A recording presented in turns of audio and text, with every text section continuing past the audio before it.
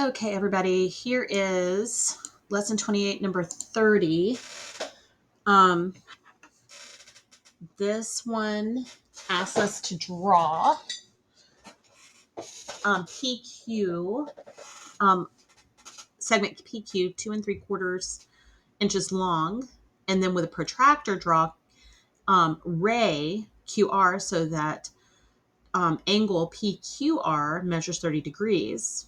And then from point P, draw a ray perpendicular to PQ that intersects with ray QR. So first of all, you need a ruler, okay? And then you're going to actually measure these lines. So I am going to do my PQ. I'm going to measure it so that it is a horizontal line. So I'm starting with 0, and I am drawing it 2 3/4 inches. So it is that long on my drawing board. And then I'm going to draw ray QR so that it is 30 degrees. So I have to have my protractor, which is that round on the top plastic ruler that we worked on in class. And I'm going to take it and I'm going to put the hole that is in the middle of it and place it right here on my ray. Okay, and then I'm going to measure using the protractor. There's measurements from right to left and left to right. Oh, actually, I think it's supposed to be on the other side. So I'm going to measure from actually from this side right here. Okay, and then I'm going to take that hole and put it right there. And I'm going to just put a dot right there. And then I'm going to look at the outside of that ruler, and I'm going to go from left to right.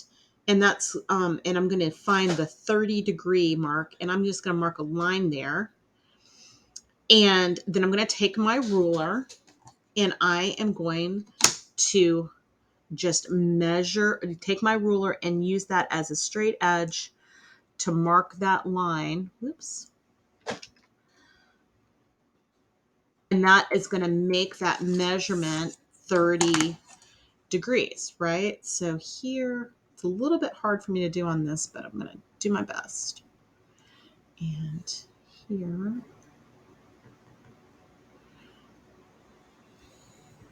Okay.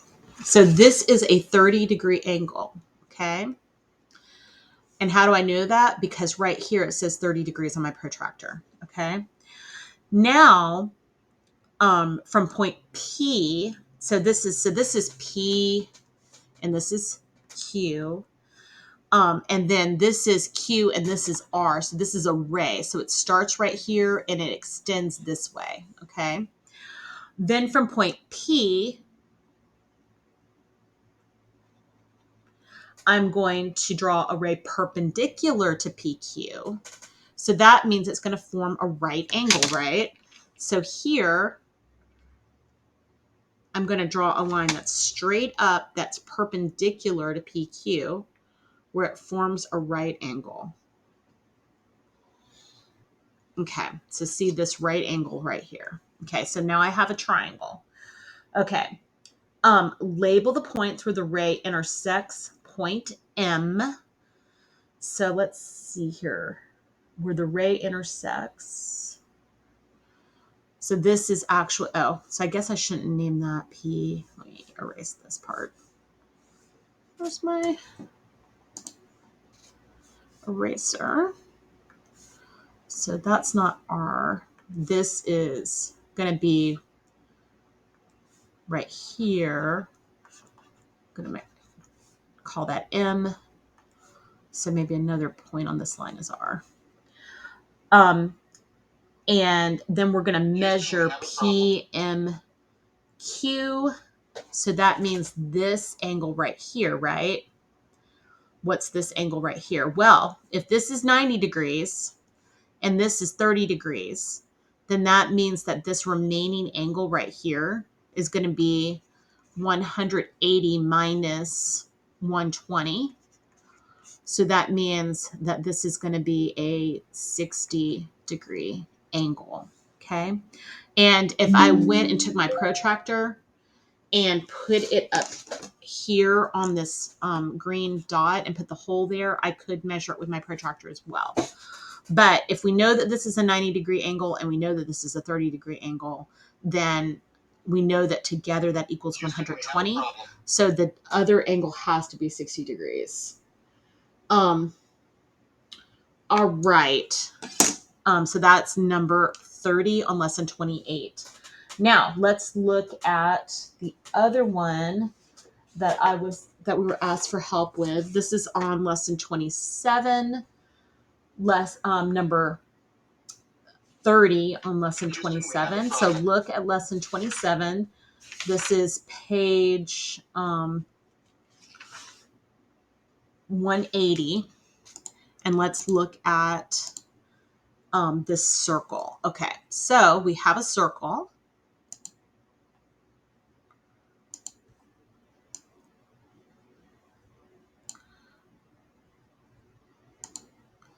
Okay, and we have a center. That's a center point. And then we have a line that is through the diameter. That means all the way across that circle, right? So let me actually use my ruler. See if I can get a straight line here. Okay. And then we have a triangle that's inscribed on that circle. So, and you'll notice that from here to here is a radius, right? And from here to here is also a radius. So these two radiuses are going to be the same length, okay? Because they come from the central angle of that triangle. And then we've got here and here.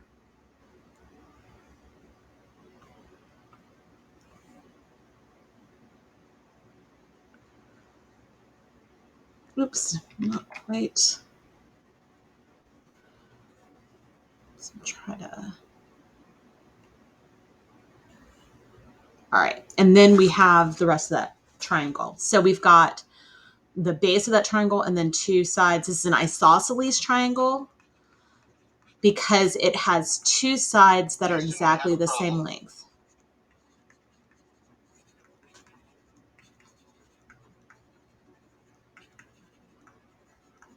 Okay. All right, so let's look at which chord. So a chord is just a line that's drawn inside of a circle. Okay. So let's look at what chord is a diameter? Well, diameter is twice the length. So that means I'm going to do this in another color. This green right here is the diameter. Oh, and I didn't label it. Sorry. CMB.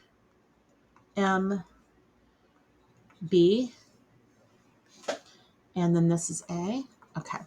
So the chord that's the diameter would be chord CB. And then which chord is, and you could also name that chord, that segment BC. Then which chord is not a diameter? That would be AB or BA. So that is from here to here, right? That's a chord that does not go through the center of the circle, okay? So a chord is going to go a diameter is going to go all the way through the central angle to the other side. Segment AB does not. So the answer for B is going to be either segment AB or segment BA, whereas the answer to A for the diameter is segment CB or segment BC. Houston, we have a problem. Okay. All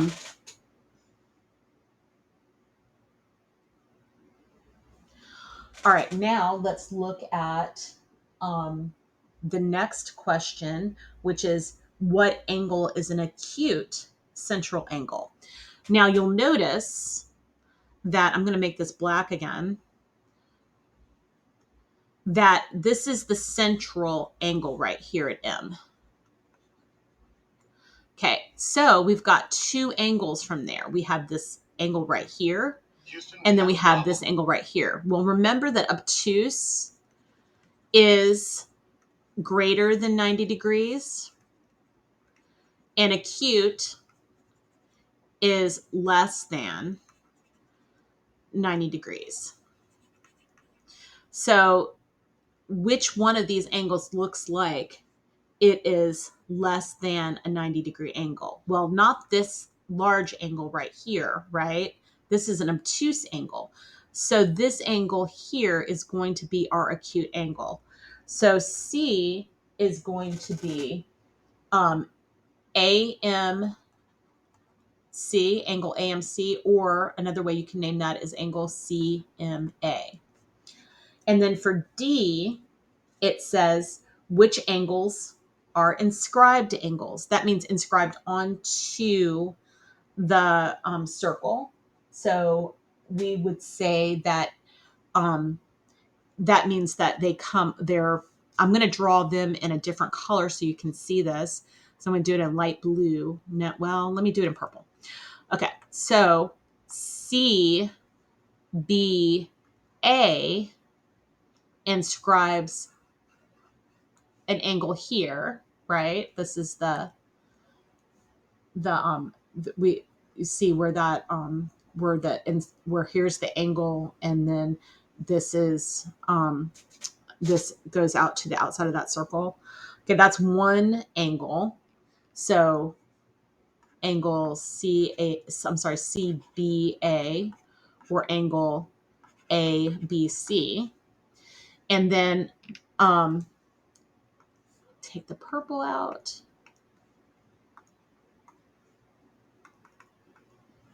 Oops. Houston, we have a problem. Then the other inscribed angle is going to be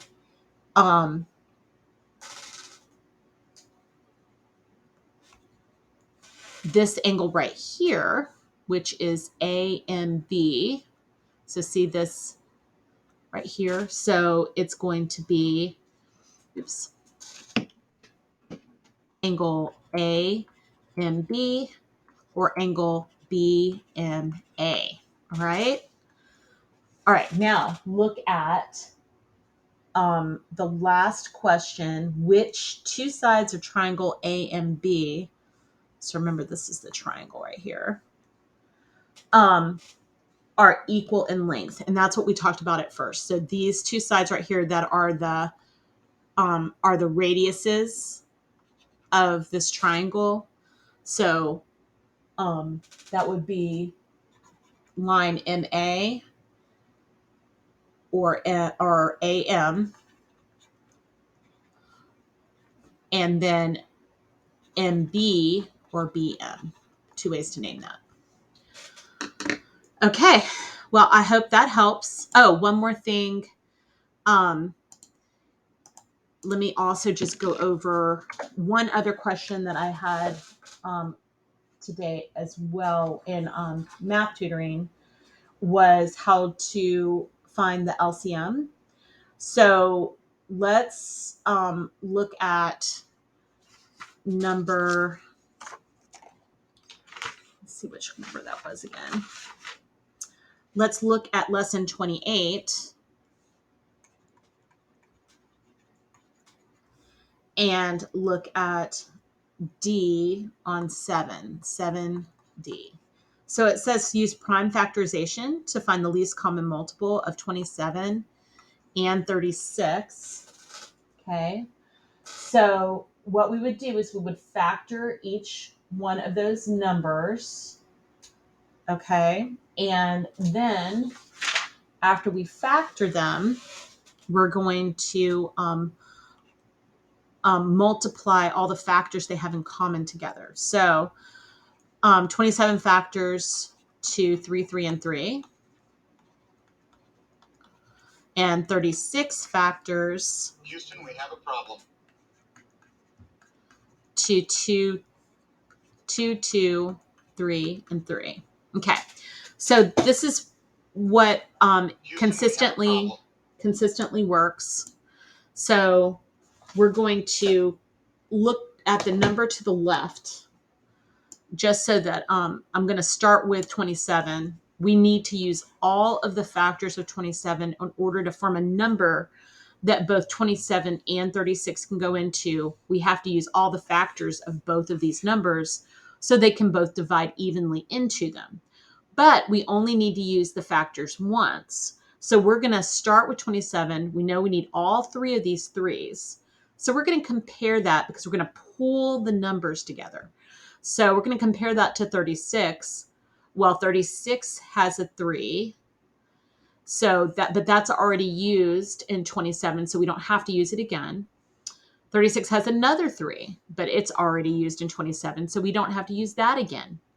However, the 2's, there are no 2's in 27, so we're going to have to multiply what makes up 27 by those 2 2's in order for us to also have all the factors of 36. So we pull those all together. So we're going to multiply 3 times 3 times 3 times 2 times 2, which is 27 times 4, 8, 10. So the least common multiple would be 108. All right, let's do one more like that so that you guys can get the hang of it.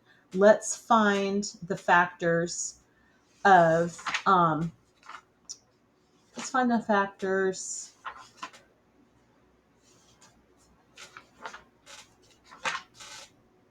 of 24 and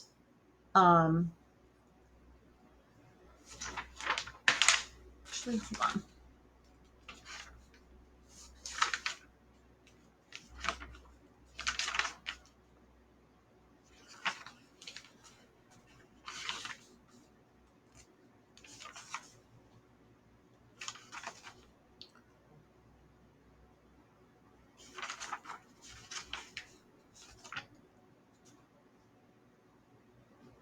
Okay, now let's do 24 and 30. 24 and 40. Okay, so first we factor 24.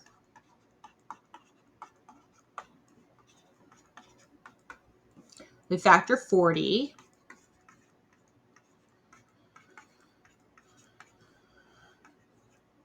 Okay, then we are going to look at all the factors of 24, 2, 2, 2, and 3. We're going to have to use all of those.